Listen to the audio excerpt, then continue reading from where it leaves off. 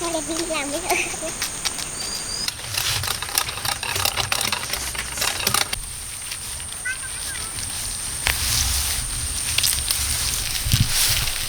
Lấy cái lá của nó bỏ luôn này. Năm nghìn em ạ. Chọn nhá.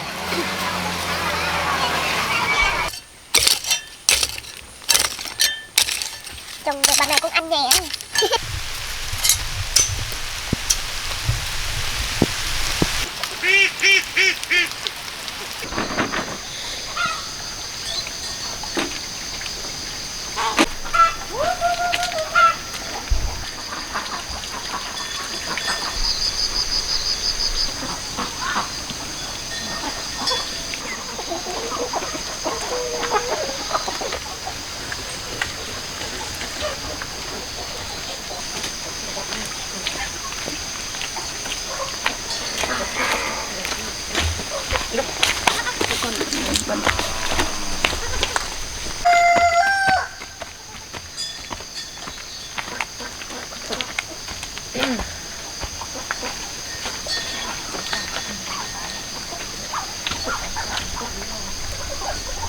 Sao lại đi làm bây giờ?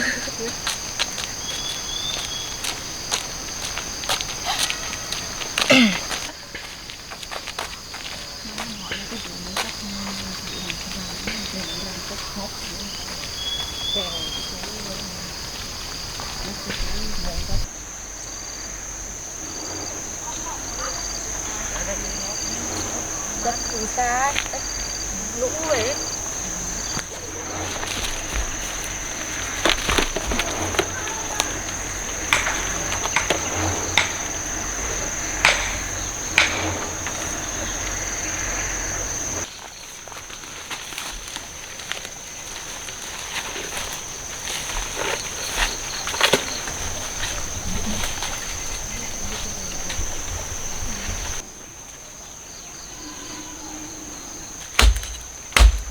Cái đầu sâu rồi thôi rồi ạ.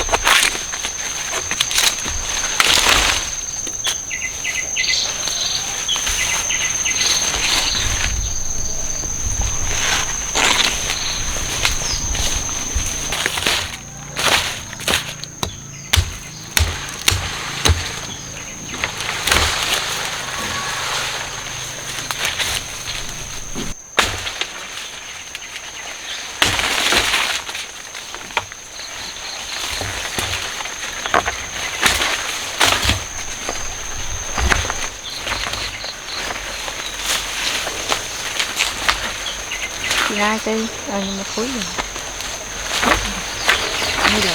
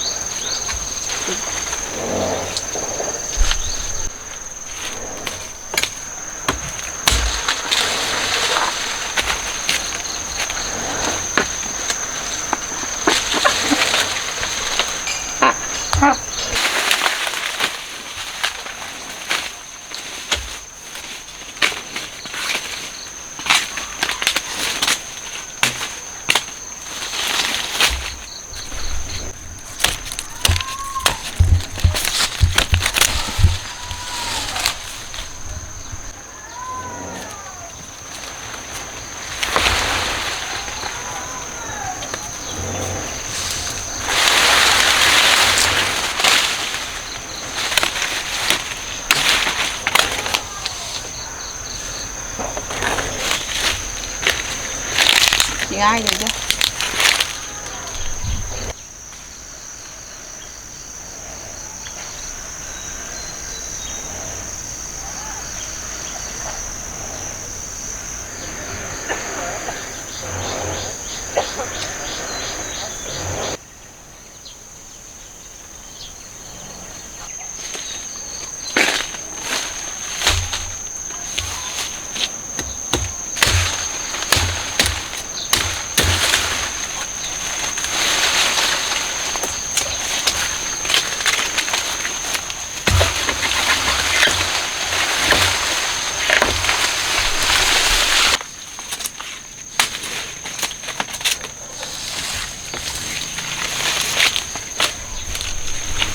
Xem được bao nhiêu cây thì được chưa nhỉ?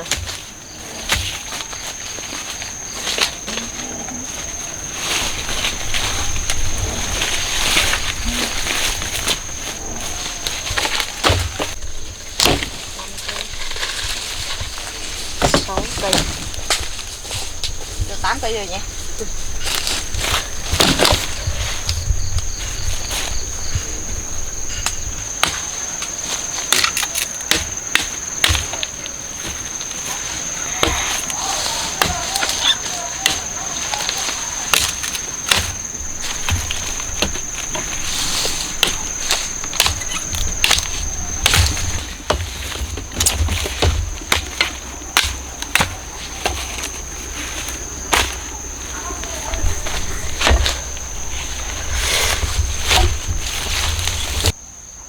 Cũng thế.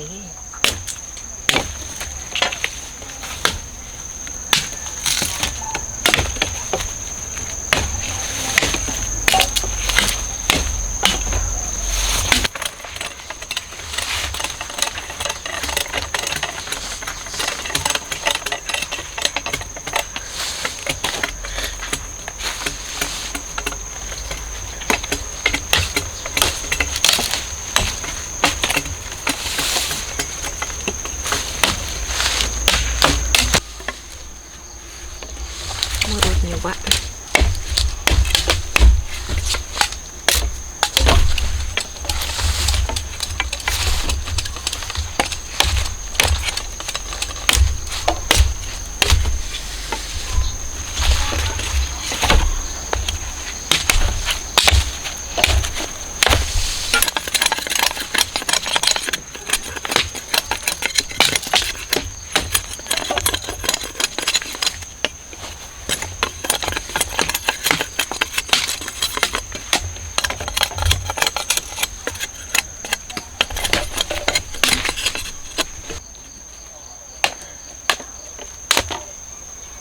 Cái này lấy đi hết rồi nhỉ? Lấy đi trồng.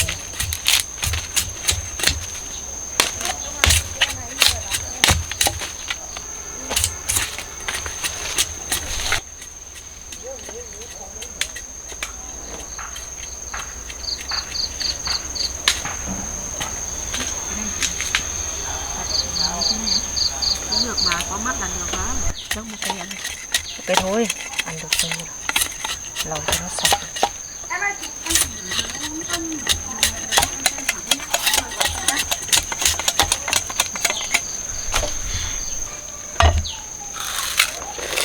Mềm lắm ạ. Ngọt nhỉ? Ngọt.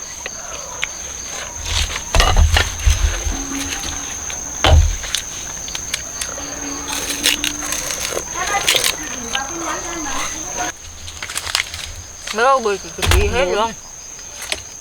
6 8 10 12 14. Cái này chắc lấy gì trồng rồi. Trồng rồi ạ. Cái này không thích.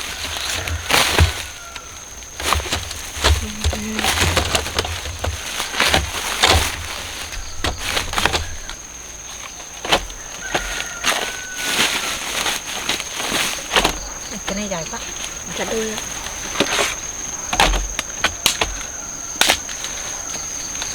Với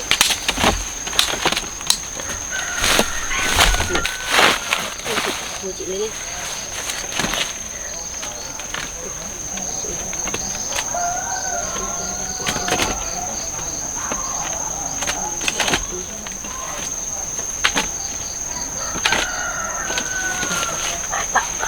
Ui, nặng đấy mà. Được, được.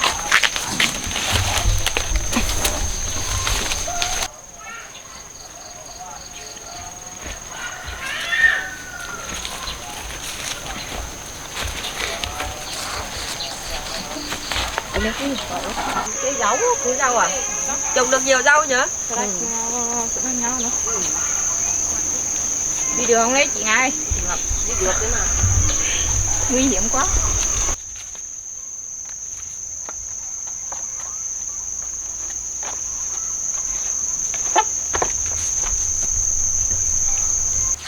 Cái này trồng nó mà trồng lại pi. Pi đây thảo hồ ông mà pi nào pi em á. Ông cái này bố để phát cho một quả. Ông bé để ra.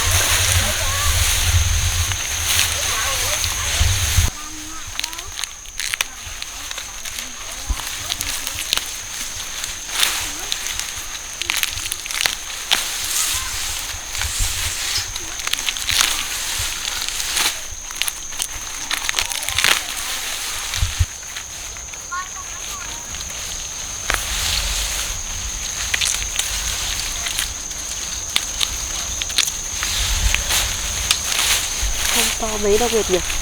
Cái bé này. Với cái lá của nó bó luôn này.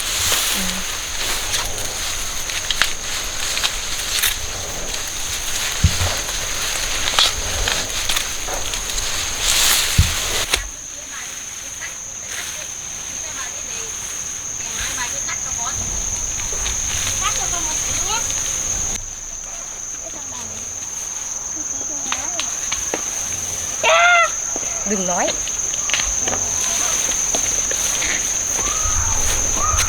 Bà ơi.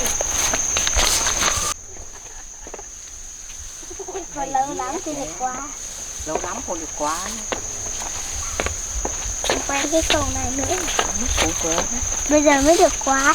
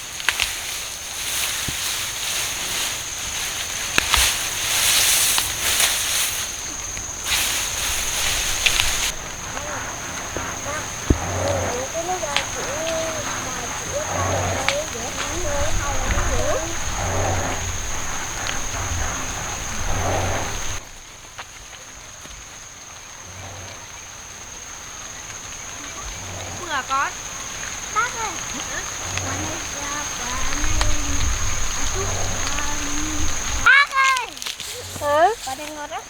Không mưa hả con? Ngọt nha.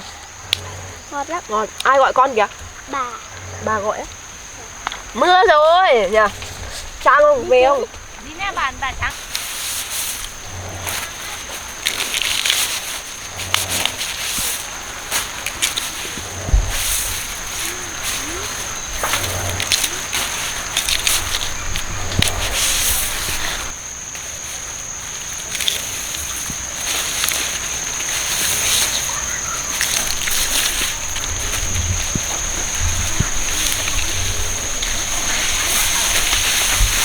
Con bao nhiêu cân? Con không biết. Em bé kia đợi cô nhá. Đi. Đi ơi đợi em nha. Đến đây nhá. Vâng. Con chào cô. Đi cẩn thận nhá.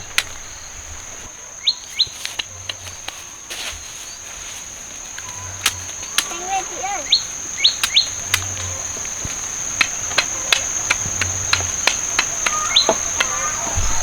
Rồi, hai đứa vào nhà đi nhá.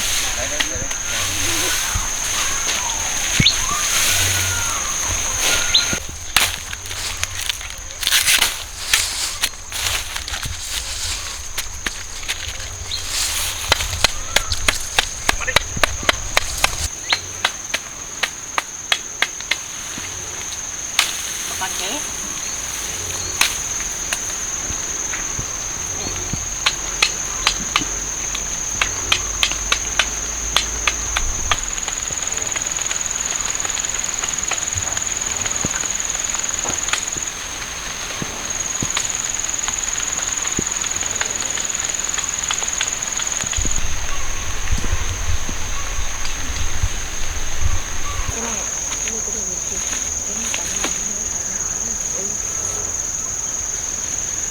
Con lấy túi ra túi.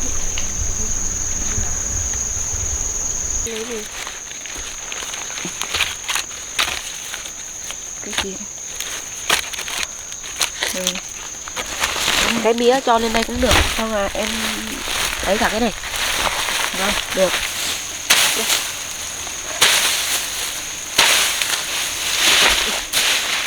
Khó. Đi đây này.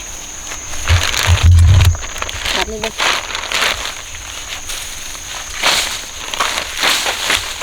Đây này nào. Đấy. Được. Quay lên. Chắc rồi. Được chưa? Được rồi, lên.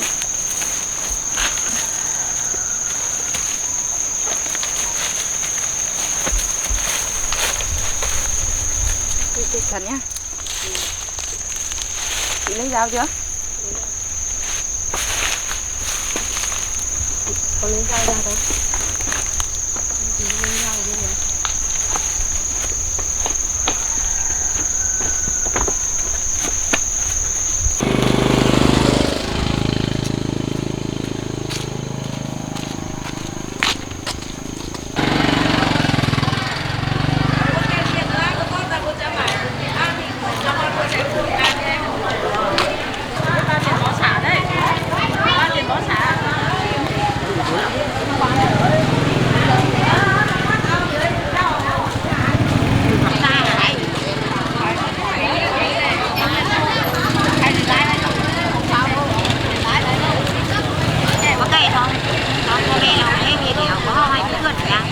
Có bạn để cái này nó Vào với cho đúng là hai con một con thôi.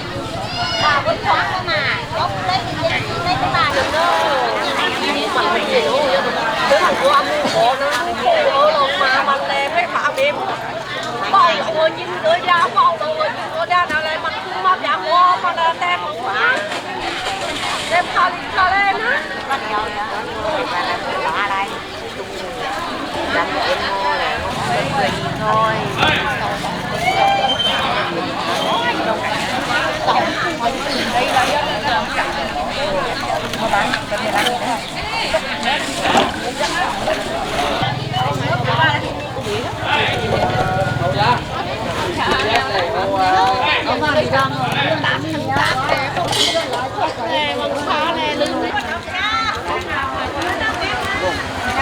Nghĩa bao nhiêu một đoạn đấy? 5.000 4 cây. 5.000 4 cây.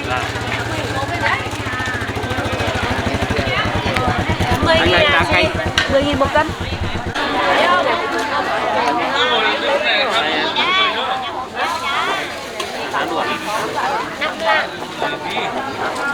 Ngân thu cho nhau thủ mà. Không rồi. 5.000 em ạ.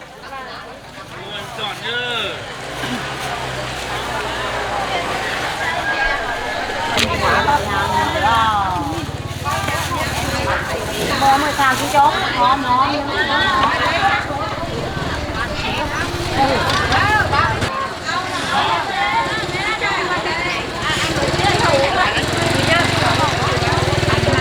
Cái này bán nhiều khúc không? 5.000 4 đoạn. 5.000 4 đoạn à? Ngọt đấy hả?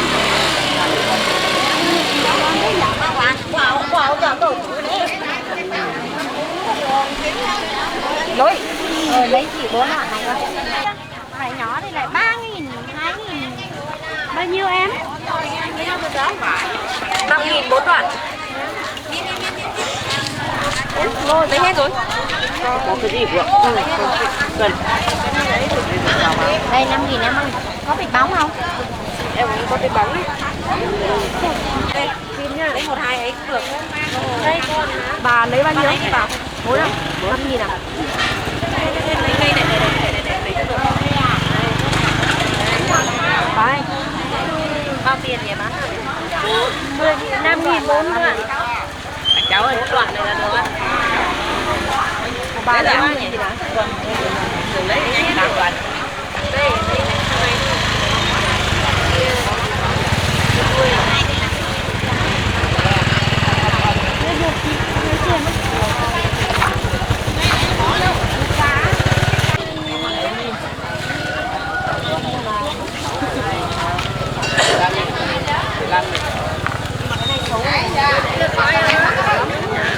Ngon lắm nha ấy.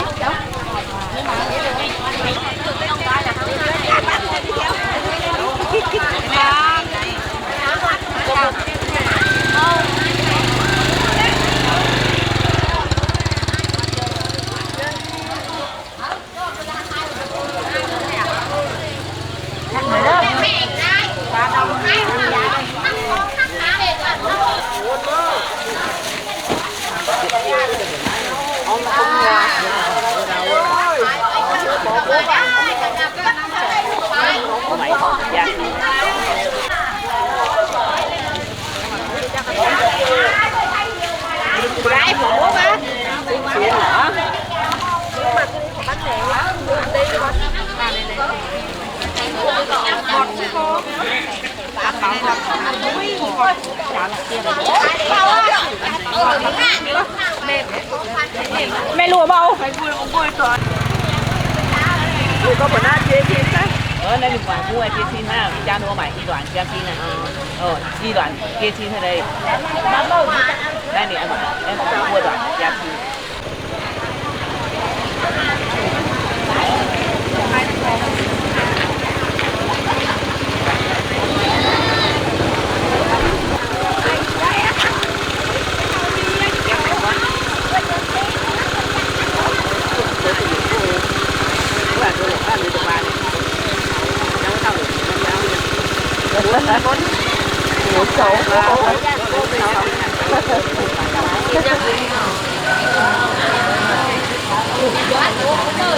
Ba từ lúc chuyển thảo của nó ở bên đây xa xa.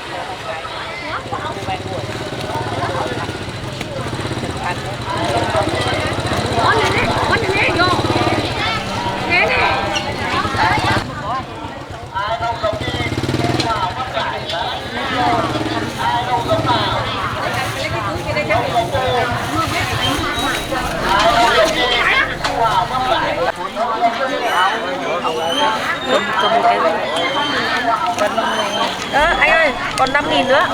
Còn 5.000 nữa. Mình có tờ.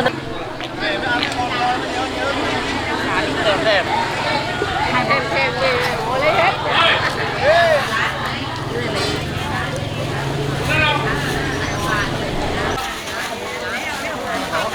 10.000.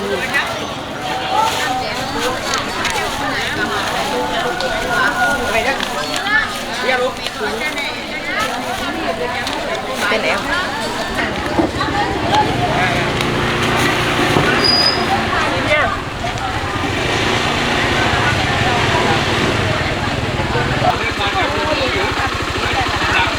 Có mấy rồi nhờ miếu cái gì nhỉ?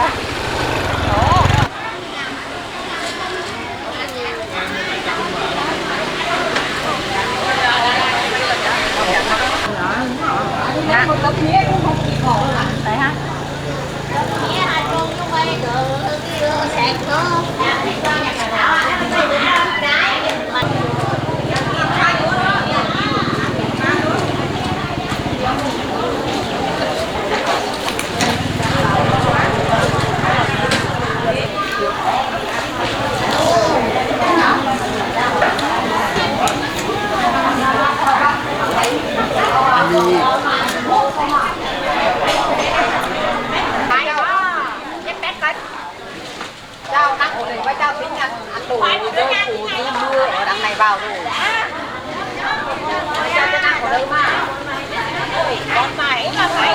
Ba này nhà khai ở cậu ăn cho ông bác nhà về bên này buôn thôn về nhà giúp cậu ăn về treo hải à giờ này giờ luôn cũng treo hải nữa không học bốn mà phải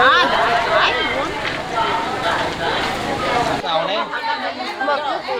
Mời chị chín mấy? Không chín ba. Về không ăn hết tổng cả lá.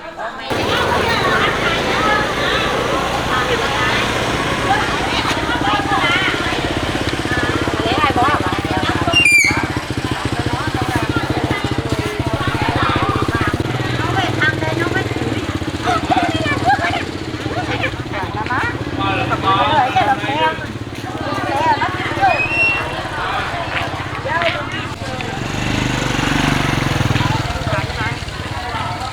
cái này bao nhiêu?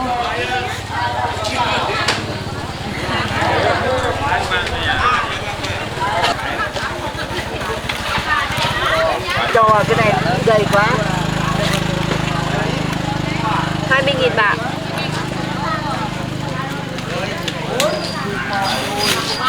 Tôi xin nhé.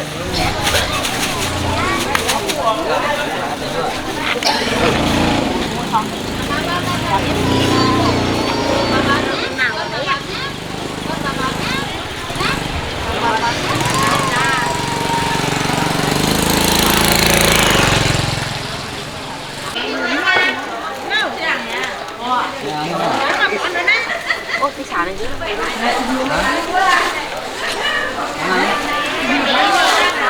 Mà chọn đây là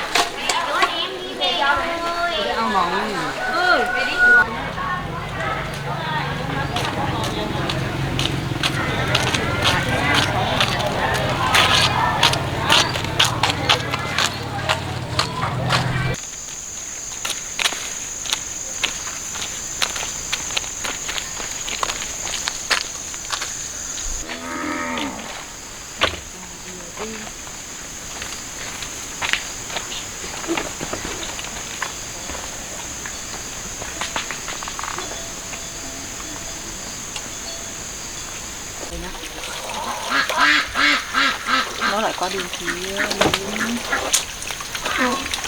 được còn lấy có chim đi đâu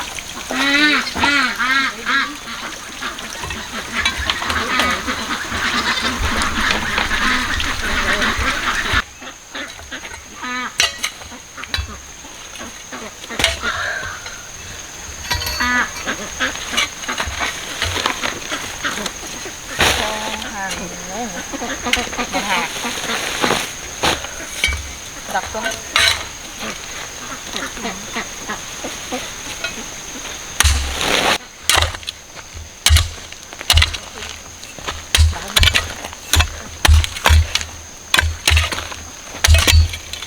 thì cuốc như thế đi xong rồi em cuốc cái đất đi nhá.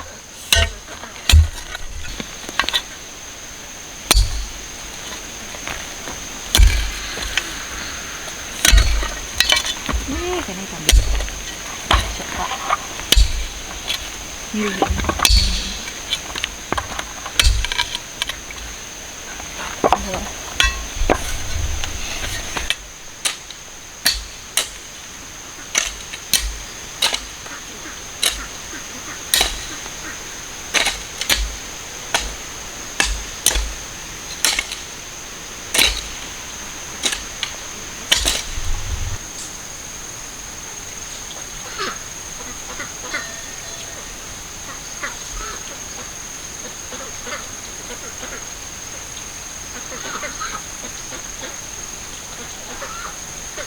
mấy hàng một hàng đó. Một hàng đó. Đủ một hàng không?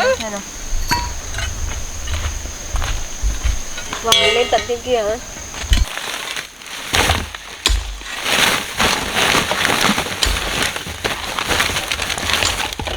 Ôi giời, không có nhiều đâu. Nhìn nặng thế thôi.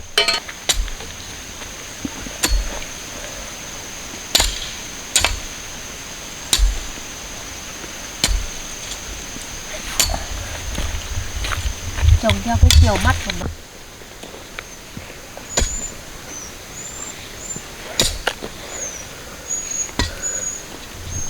Cái này cũng được lô, nó chỉ ăn không?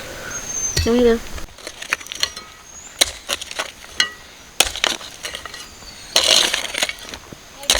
Mình ép được thì nó cũng không được.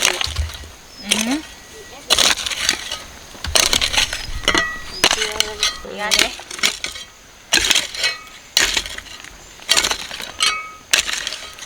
Trồng được bằng này cũng ăn nhẹ. Đủ ăn.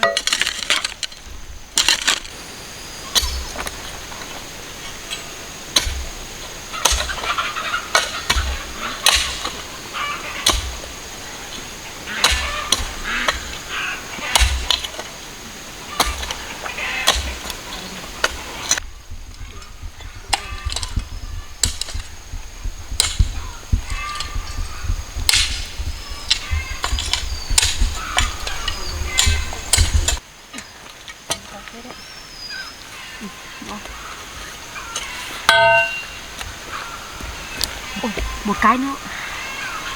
Cho cái này chắc không mọt lắm. Vào đây. Rồi.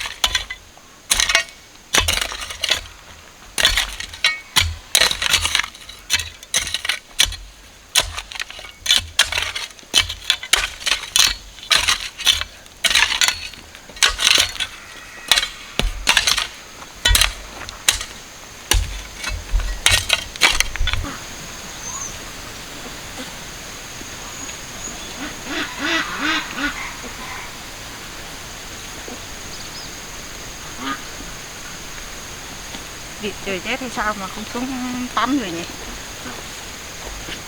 À, lên đây đi nhỉ. Đây, nào chưa?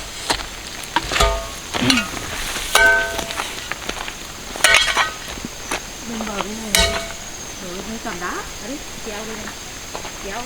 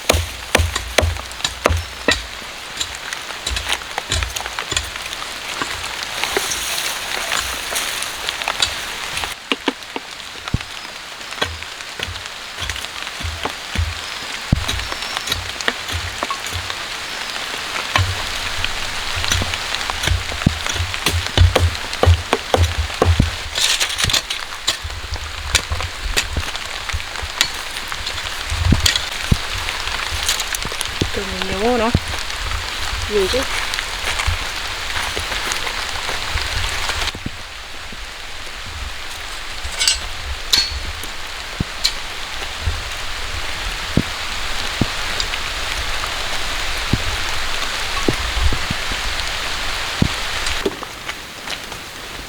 Đấy, trong lòng đấy.